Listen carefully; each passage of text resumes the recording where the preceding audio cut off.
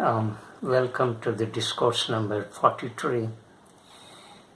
In this Discourse, we are going to examine another important virtue called Isvara Pranidhana.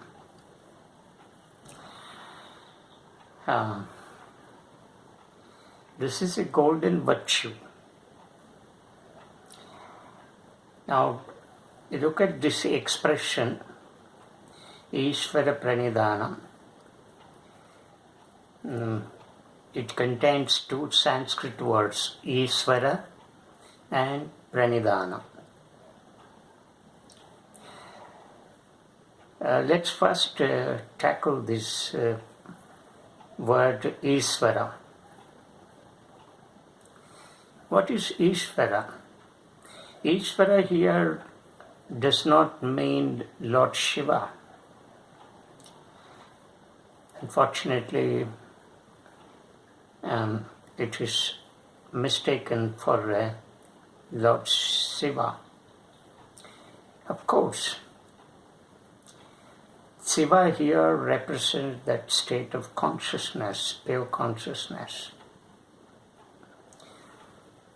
Shiva can be assumed in two ways, in the state of pure consciousness and in having a personal rupa.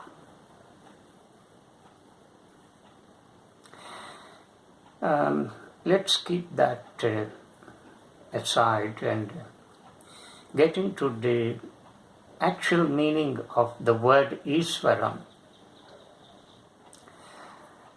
Isvara can be understood in two ways. One is, it represents the state of pure consciousness.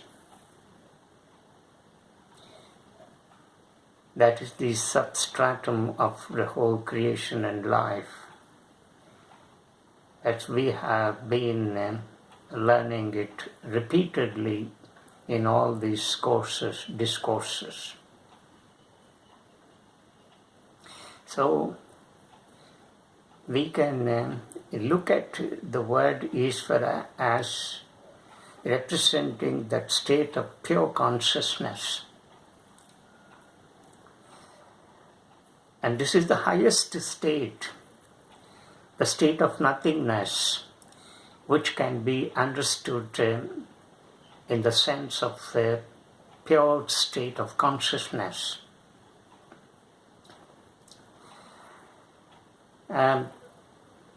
The second meaning of Isvara is for those who cannot comprehend the state of nothingness, which is nothing but the state of pure consciousness.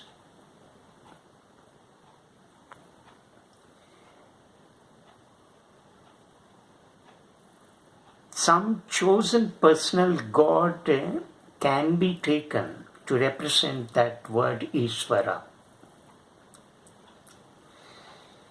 Because all human beings are not made of with the same equal sense of intelligence and understanding. The receptivity, power differs from individual to individual. The comprehensive abilities differ from individual to individual. The degree of intelligence differs from individual to individual. For those who are highly evolved, in whom the degree of intelligence is very high, they can easily comprehend or grasp this state of nothingness or this state of pure consciousness. But there are people, and of course, majority of the people are not highly evolved. So for them, it is difficult to comprehend this state of nothingness, which is the state of pure consciousness. Therefore, for such people, Isvara could be represented by some chosen personal God. This personal God in whom all ideals are idealized. This personal God embodies all virtues, all ideals. So we take such kind of personal God who symbolizes all virtues and start worshipping him. And that is what is happening in the world. And that is how religion is understood. And religion is understood in that sense of reducing that state of pure consciousness to some chosen personal God. And all of us worship some God or the other, some personal God or the other, having that kind of human form, right, with multiple hands and so on. So the second type of people constitute majority in the world, because they are not highly evolved to grasp that high state of consciousness. So Isvara can be understood in these two ways. Now, Pranidhana, the second crucial word in this term, in this expression. Pranidhana means surrender. Surrender to Isvara. Surrender to that state of pure consciousness, or assumed that state of pure consciousness in some chosen personal God.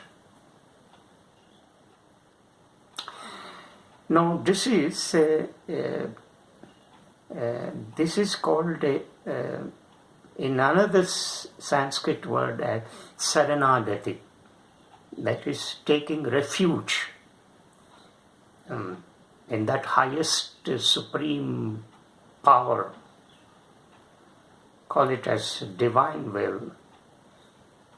So you have an individual will, which is small, which can be called as ego within quotation, or self within quotation. And this petty ego, or the small self, is replaced by the higher will, call it as a divine will within quotation. And you think that you are nothing in this whole of creation. You are just an instrument in the hands of that some chosen personal God, or call it as a divine will, or just an instrument in that state of pure consciousness. You are nothing, because the state of pure consciousness is infinite and profound, and your consciousness, which is understood in the sense of petty ego or self, is nothing, and it should get dissolved in that infinite state of pure consciousness, or the infinite state of the supreme power, divine power, supreme will. So this is called surrender. That is, I am nothing. I have no power to do anything in this world. I am just an instrument. I am a medium I have come into this world. I'm an extension of that divine will, and therefore I am nothing. And if you have this kind of realization, then you will transmute that petty self or ego into that divine will. So you call yourself that you are nothing. You are just a tool, an instrument. And so it is that ultimate supreme power which is all-pervading. And therefore all my actions, all my thoughts, all my will are just given or surrendered at the feet of this some chosen personal God. This is the essential technique of Bhakti Yoga. In Bhakti Yoga, this is given to those people in whom the temperament of emotion is very predominant. To such people, simply surrender. And they call themselves, they are nothing in the hands of that divine will, in the hands of that some chosen personal God. So you seek refuge at the feet of this chosen personal God. And therefore, whatever you do, there is no personality in it. Because the whole personality that is built out of samskaras, vasanas and karmas is completely extinct. There is no personality. There is no person within quotation. The person is evolved out of samskaras, vasanas, tendencies and karmas, that is actions. So this personality is not true. This personality is not the true nature of your being. And this personality has been built over a period of time.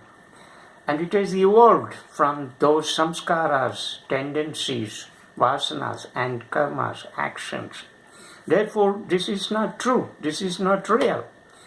And unfortunately, we identify the true nature with this falsely built up personality. And therefore, all confusion arises, misery follows. So this personality is deceptive. It is false. It's not real. And as long as this personality is there within you, then confusion persists. Pain follows. You have to undergo suffering. There is no other way, because you have identified yourself with this false personality evolved out of those your own samskaras, vasanas and karmas. Therefore, when this personality is realized as deceptive and false, then it is replaced by that divine will. So this personality which is false is completely extinct. It is completely annihilated. When such a personality is removed, you are simply nothing. And that state of realization arises when you conceive that there is supreme power, yes, and beyond this body-mind mechanism, beyond this matter, beyond this time and space, there is some supreme power. And this supreme power is conceived by you according to the constitution of your mind. because of the limited abilities of comprehension, grasping power, you assume that the supreme power in the form of some chosen personal God. So therefore, when that false personality is completely extinct, and then you just are at the feet of this divine will. The divine will, you are taking refuge because you become helpless. You do not know how to destroy this falsely built up personality, and you become helpless. You are totally at loss, and therefore you seek refuge at the feet of the divine will. When such a realization arises, then you become an instrument, a mere tool in the hands of that divine will. This is called surrender. And when such a realization takes place, when such a total surrender, that is selfless surrender, that is a surrender which does not expect anything, which does not anticipate anything, right? Which out of which you do not derive any kind of material benefit, but it is a total selfless surrender. That is very important within quotation. A total selfless surrender. You become helpless. You think that you are helpless in this world. You do not know how to get rid of this false personality which you have built up from your own samskaras, vasanas and karma. Therefore, when you become helpless, then you seek refuge. You surrender yourself. And when such a surrender takes place, the petty ego is completely extinct. It gets annihilated. So, when you consider that you are an instrument, then the nishkama karma arises. That is, karma that is done without any attachment. And your actions will become pure. Pure in the sense that you do not identify yourself with the action, nor do you expect or anticipate anything from such action. So, nishkama karma comes out of that surrender automatically, because you are now completely filled with that divine will, and you are completely overwhelmed with that emotion of bhakti, that is devotion. And this devotion arises because you think that this matter, this body-mind mechanism and the matter outside is all nothing, impermanent, ever-changing, and therefore you take refuge in that all supreme power which you consider eternal, permanent, and immortal, that is deathless. So, when you have that kind of sense of realization, then every action becomes pure action. That becomes nishkama karma. So, it is born out of that sense of pure devotion. Devotion springs out of that. That devotion becomes pure. That devotion is what is known as bhakti. And that is why the speaker has identified this Isvara Pranidhana as an essential technique of the Bhakti Yoga, where that is what happens is Atma Nivedana. That is, your entire being is offered at the feet of the divine will. So when this kind of realization takes place, then Saranagati arises. That is another word. Or there is also another word, Prapatti, the doctrine of Prapatti, the doctrine of Saranagati, the doctrine of Pranidhana. All these are one and the same.